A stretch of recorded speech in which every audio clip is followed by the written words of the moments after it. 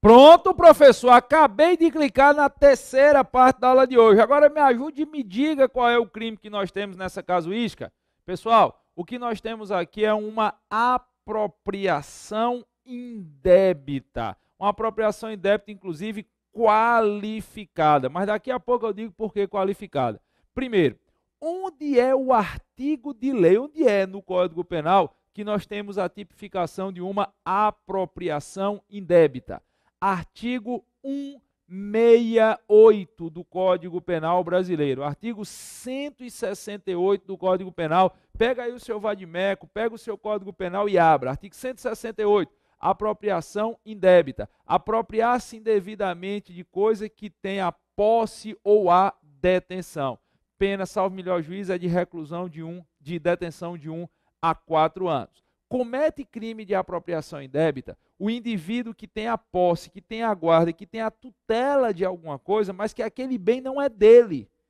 Ele está ali guardando o bem para alguém, transportando o bem para alguém, levando para entregar a alguém, e esse indivíduo, ele que já tem a posse do bem, ele passa a se comportar como se dono fosse. É exatamente a caracterização que nós temos nessa questão.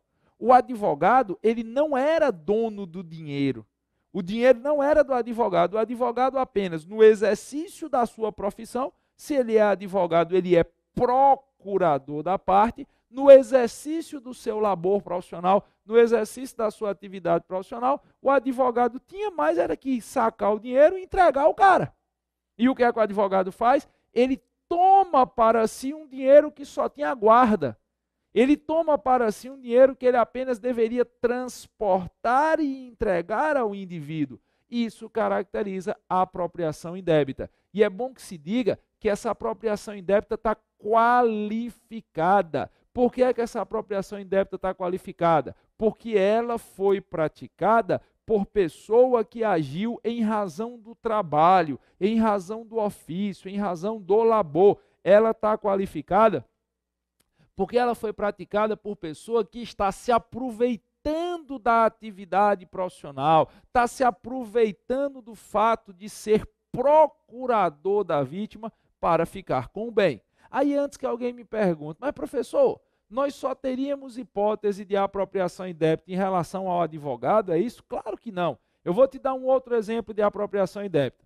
Essas câmeras aqui que estão sendo utilizadas para gravar a sua aula, a câmera 1, e a câmera 2, elas têm diversas lentes. Claro que aqui nós usamos só uma lente fixa, mas por óbvio, se quiser, pode ficar, meu editor, pode ficar. Deixa lá, confia em mim. Por óbvio, se quiser, dá para tirar essas lentes aqui e colocar outras. Eu vou mostrar um pouquinho aqui os bastidores para lascar a vida da minha diretora. Cadê a outra câmera ali? Pronto, ali tem uma segunda câmera, ali tem uma lente que é acoplável, você tira, bota lá. Eu não sei se essa é uma 3MOS, essa aqui é uma 3MOS, minha diretora? Full HD, pode ficar trocando lá. Tá vendo aí eu dando o bizu da parte técnica da gente? Já que eu escolhi a aula, deixa eu apresentar minha diretora para vocês. Doutora, dê um tchauzinho aí, pessoal de Rondônia. Pronto, minha diretora que não gosta muito que eu faça isso aqui não, porque lasca a fotografia da aula dela. Então, essas câmeras, elas têm várias lentes, vários jogos de lentes.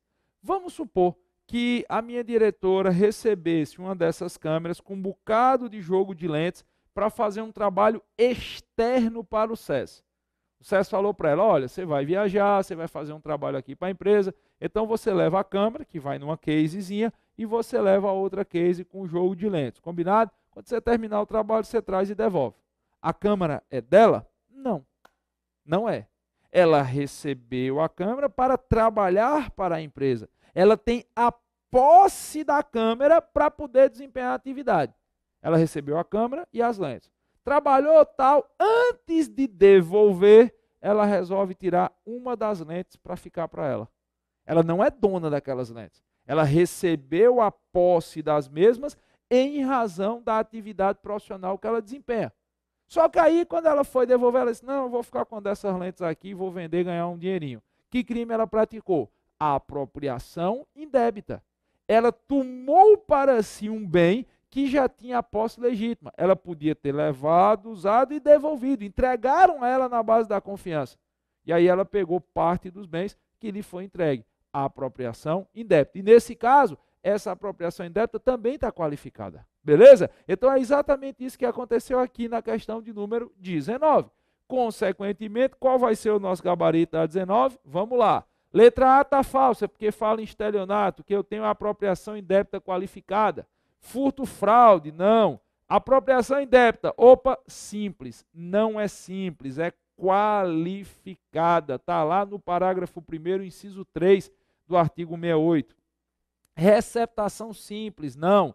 Gabarito da nossa questão de número 19 é letra E de eco, letra E de esperança. Beleza? Novo de loja? Vamos embora. Questão de número 20, questão desse ano já, que a Fundação Getúlio Vargas fez para o cargo de advogado lá no Mato Grosso em 2015. Questão diz: Fernanda, funcionária pública vinculada à Defensoria Pública do Estado do Mato Grosso, no ponto de ônibus em frente ao prédio da administração da Defensoria, após deixar seu trabalho na companhia de uma colega de serviço, aproveitando-se da distração desta, subtraiu sua carteira, que estava dentro da bolsa.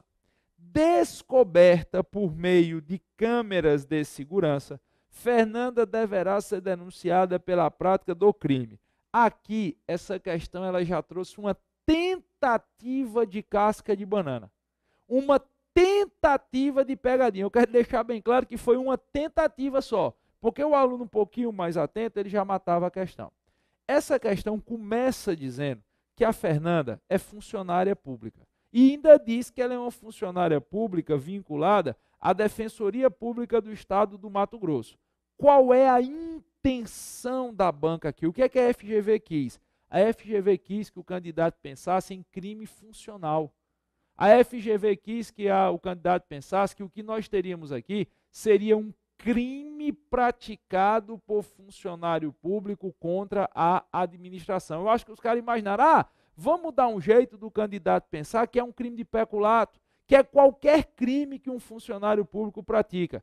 Mas o fato dela ser funcionária pública, nesse caso, é irrelevante. Como é, macho velho, diga de novo, vou dizer, o fato dela ser funcionária pública, nesse caso concreto aqui, é irrelevante. Sabe por quê? Porque, embora funcionária pública, ela já havia deixado o trabalho.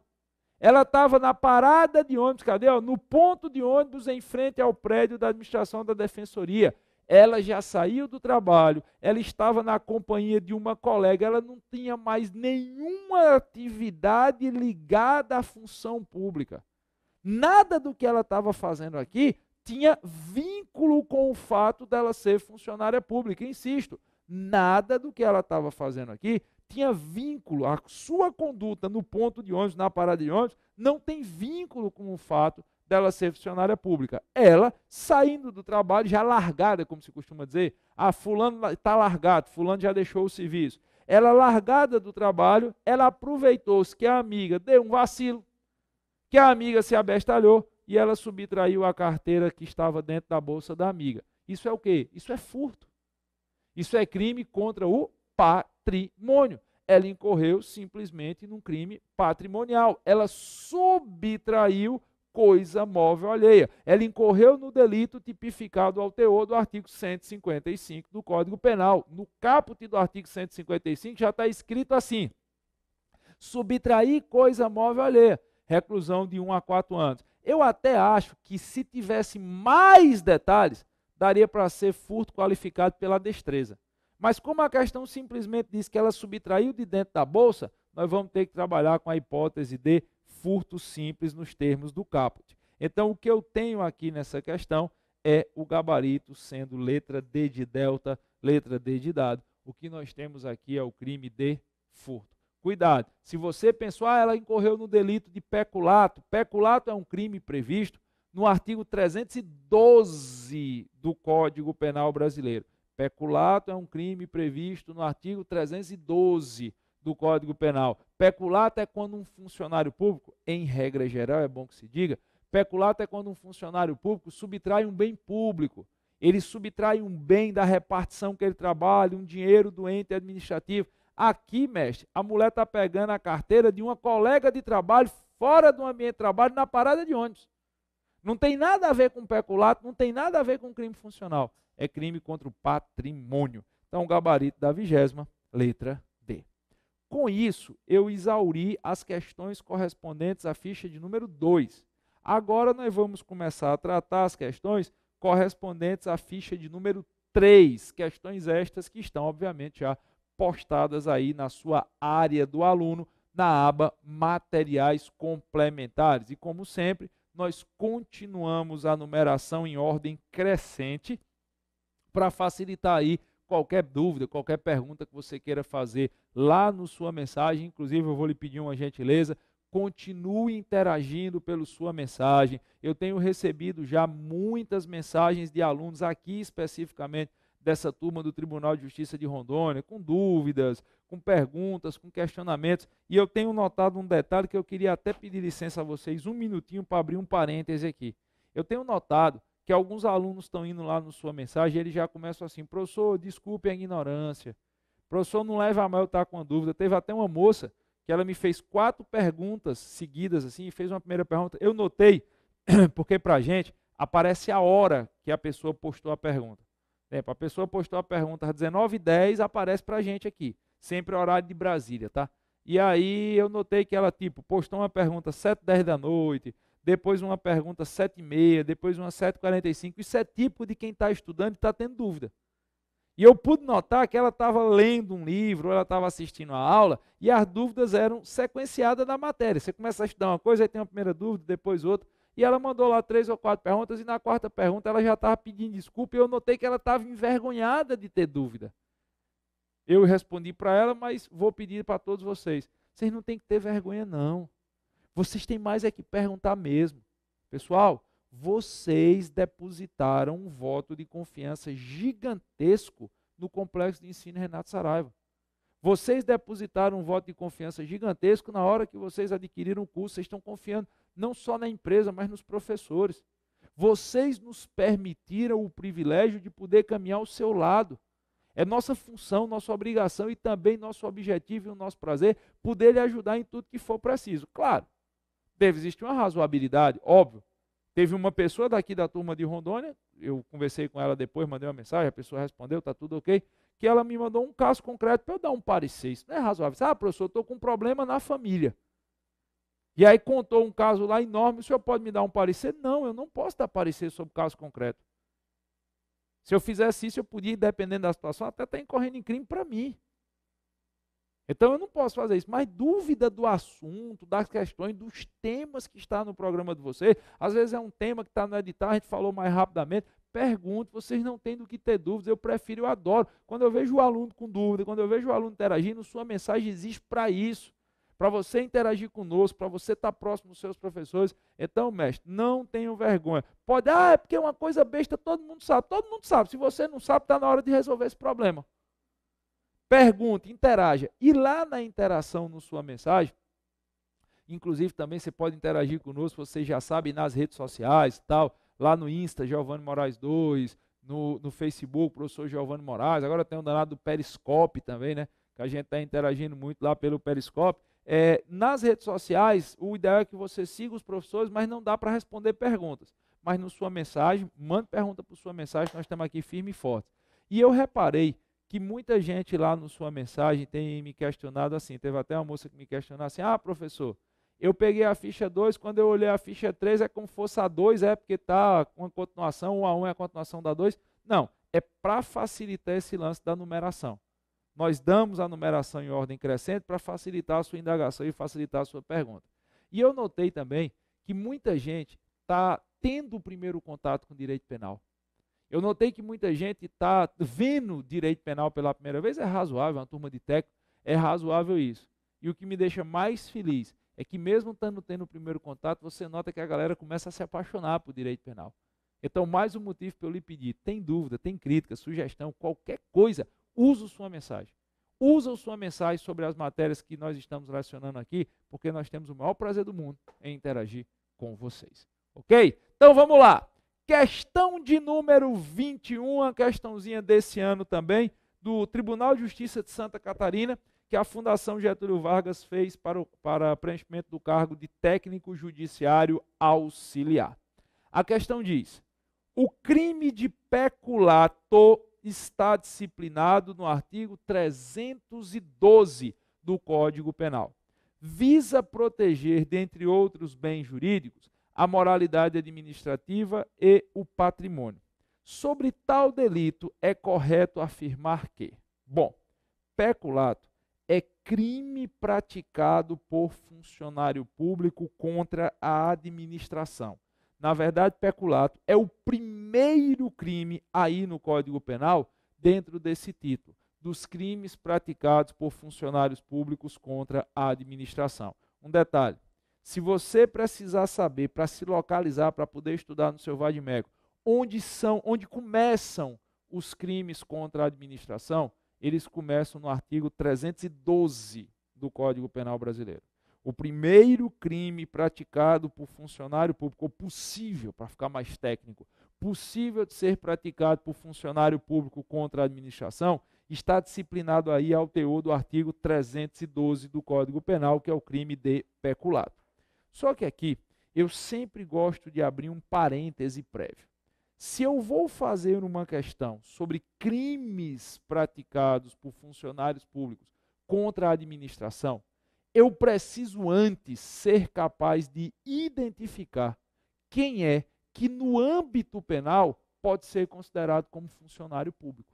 O cara diz, por quê, professor? Por dois motivos. O primeiro motivo é o seguinte: quando você começa a estudar para a prova de concurso, principalmente para a prova de tribunais, você estuda direito administrativo. Você estuda, às vezes, mais direito administrativo do que propriamente direito penal. Lá vai eu derrubar alguma coisa aqui, minha diretora. Você estuda mais direito administrativo do que propriamente direito penal. E lá em direito administrativo, você aprende conceitos sobre funcionário público, servidor público, agentes públicos e políticos, e algumas vezes a tendência natural do candidato é levar esses conceitos que aprendeu em direito administrativo para outros ramos do direito, inclusive para o direito penal.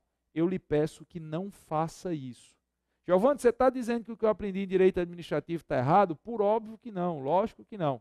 Eu estou dizendo que para fins de direito penal, pensando especificamente na disciplina que eu estou lecionando, para fins de direito penal, o Código Penal brasileiro, ele nos apresenta uma conceituação específica de funcionário público.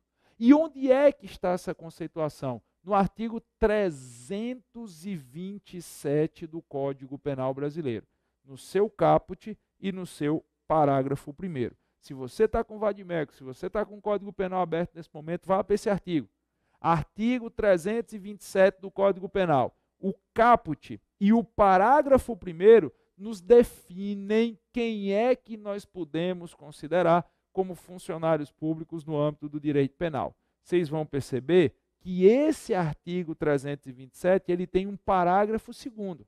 Mas o parágrafo 2º não apresenta, olha a negativa das minhas palavras, o parágrafo 2º do artigo 327 não apresenta um conceito de funcionário público. Ele apresenta uma causa onde os crimes praticados por funcionários públicos terão a pena aumentada em 1/3 se forem praticados por funcionários que integram cargos de comissão, cargos de confiança e por aí vai. A conceituação penal de funcionário público está no caput do 327 e no parágrafo 1º. Ora, patrão, se eu preciso conhecer os crimes praticados por funcionários públicos contra a administração, que estão no seu edital, é óbvio que antes eu preciso ser capaz de dizer quem é que no âmbito penal pode ser considerado como funcionário público. E aí eu preciso que você continue observando o artigo 327 e se ligue num segundo detalhe. Qual é o segundo detalhe? Não existe uma classificação de funcionário público no âmbito penal. Existem duas. O direito penal admite que vão existir os chamados funcionários públicos propriamente ditos, também conhecidos como funcionários públicos originários, funcionários públicos propriamente ditos ou funcionários públicos originários. Os termos são sinônimos. Como quem vai fazer sua prova é a Fundação Getúlio Vargas, a Fundação Getúlio Vargas normalmente usa a expressão funcionários públicos propriamente ditos. Onde é que está esse conceito? No caput do artigo 327. Se você quiser puxar uma setinha e escrever aí do lado, é bom, tá? Caput do artigo 327. Funcionário público propriamente dito. E nós temos aquilo que se convencionou chamar, eu acho até que por falta de um nome melhor, criou-se essa convenção, aquilo que se convencionou chamar de funcionário público equiparado ou funcionário público por equiparação. Onde é que eu tenho previsto a figura do funcionário público equiparado? No parágrafo 1º do artigo 327. Se quiser anotar aí no seu vadimeco, é bom. Funcionário público equiparado, parágrafo 1º do artigo 327. Então, veja, a letra da lei nos apresenta duas modalidades daquilo que conceitualmente no âmbito penal nós vamos chamar de funcionários públicos. Funcionários públicos propriamente ditos, funcionários públicos equiparados. Vamos fazer a diferença entre um e outro. A começar pelo funcionário público propriamente dito. O caput do artigo 327 diz que nós iremos considerar como funcionários públicos para fins penais aqueles que exerçam, ainda que transitoriamente sem remuneração, cargo, emprego ou função pública. Isso não sou eu que estou dizendo, não. Está escrito na letra da lei.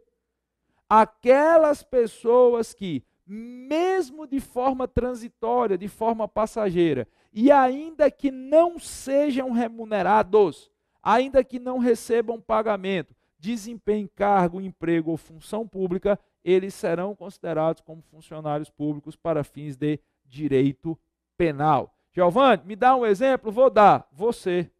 Eu, professor, você que vai passar agora na prova do Tribunal de Justiça de Rondônia. Não, professor, eu estou tentando. Você não está tentando não, macho. Você vai conseguir. Bote isso na sua cabeça.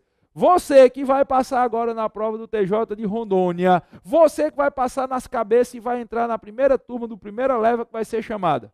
Ano que vem, você está trabalhando no TJ de Rondônia. Você está desempenhando uma atividade criada por força de lei, na estrutura hierárquica do Poder Judiciário e você entrou por concurso público. Se seu regime é estatutário, você tem um cargo público. Na hora que você estiver trabalhando no Tribunal de Justiça de Rondônia, você estará desempenhando ou ocupando um cargo público. E se você ocupa cargo, emprego ou função pública, você é funcionário público propriamente dito para fins de direito penal. Você se enquadra no âmbito penal no caput do artigo 327. Aí você diz, e qual é a diferença de um cargo para um emprego público? É o regime. Quem tem cargo público é estatutário. Quem segue o emprego público, ou quem tem um emprego público, é CLTista. O governo pode lhe contratar dentro das regras do Estatuto do Servidor Público, oportunidade em que você desempenhará um cargo público, ou o governo pode lhe contratar pelo regime da CLT, CLTista, o regime da consolidação das leis do trabalho, oportunidade em que você terá um emprego público. Giovanni, o que seria uma função pública? São as atividades de livre provimento e livre exoneração. Se, por exemplo, você que me assiste agora, exerce uma função de secretário em uma prefeitura municipal, você desempenha uma função pública. O prefeito lhe bota e lhe tira por ato administrativo na hora que ele entender razoável. Então, seja cargo, seja emprego, seja função pública, ainda que o indivíduo trabalhe de graça e de forma passageira eventual, ele é considerado funcionário público propriamente dito. Quando eu faço essa colocação, tem gente que fica em casa encafifado pensando assim, professor, eu não consigo enxergar uma hipótese do cabo trabalhar de graça para o governo. E também não consigo enxergar uma hipótese do cara trabalhar eventualmente para o governo. Me dê um exemplo? Vou lhe dar um exemplo que engloba os dois. O mesário no dia da eleição. Cidadão normal, que não trabalha para o governo, mas que toda eleição é chamada para ser mesário. Se brincar, alguém de vocês que está me assistindo está nessa situação. No dia da eleição, o mesário, ele é funcionário público propriamente dito. Ele está desempenhando ali uma função pública. E ele está submetido ao conceito de funcionário público do Código Penal, do caput do 327. Agora perceba, o mesário não é remunerado. Não tem salário para ser mesário. Em alguns estados, o mesário recebe um ticket, um vale-refeição para almoçar. Mas quanto é que um mesário ganha de salário? Nada. Sem remuneração é o trabalho do mesário, como se costuma dizer lá no âmbito do direito eleitoral. O trabalho do mesário é gracioso no sentido de ser gratuito. Ele não trabalha por remuneração. E é eventual. O cara que é mesário trabalha a cada 2 anos. Ou no pleito majoritário ou no pleito municipal. Acabou-se. Então, mesmo que o mesário trabalhe sem receber salário, uma vez a cada 2 anos, enquanto ele estiver lá no dia da eleição a serviço da Justiça Eleitoral, ele é considerado funcionário público propriamente dito. Agora, o parágrafo 1º do artigo 327 traz a figura do funcionário público por equiparação. Quem é que nós vamos equiparar a funcionário público? Primeiro, todos aqueles que trabalhem em entidade paraestatal. Como é, Giovanni? Todos aqueles que trabalhem em entidade paraestatal. O que é que nós devemos considerar por entidade paraestatal? Empresas públicas, sociedades de economia mista, fundações, autarquias, institutos mantidos pelo poder público. Se o cara trabalha em uma empresa pública, uma sociedade de economia mista, uma fundação, um instituto, ele trabalha naquilo que em direito administrativo é chamado de ente paraestatal. E se ele trabalha no ente paraestatal, ele é equiparado a funcionário público. Giovanni, dá exemplos? Só se for agora, patrão. Caixa Econômica Federal. Caixa Econômica Federal possui natureza jurídica de empresa pública da União. A Caixa Econômica Federal, embora seja um banco, tenha clientes privados, aí, correntistas e tal, mas ela é uma empresa pública. É tanto que FGTS é na Caixa, Sistema Financeiro da Habitação é na Caixa, Minha Casa Minha Vida é na Caixa, porque é um banco que se destina a prestar serviços públicos.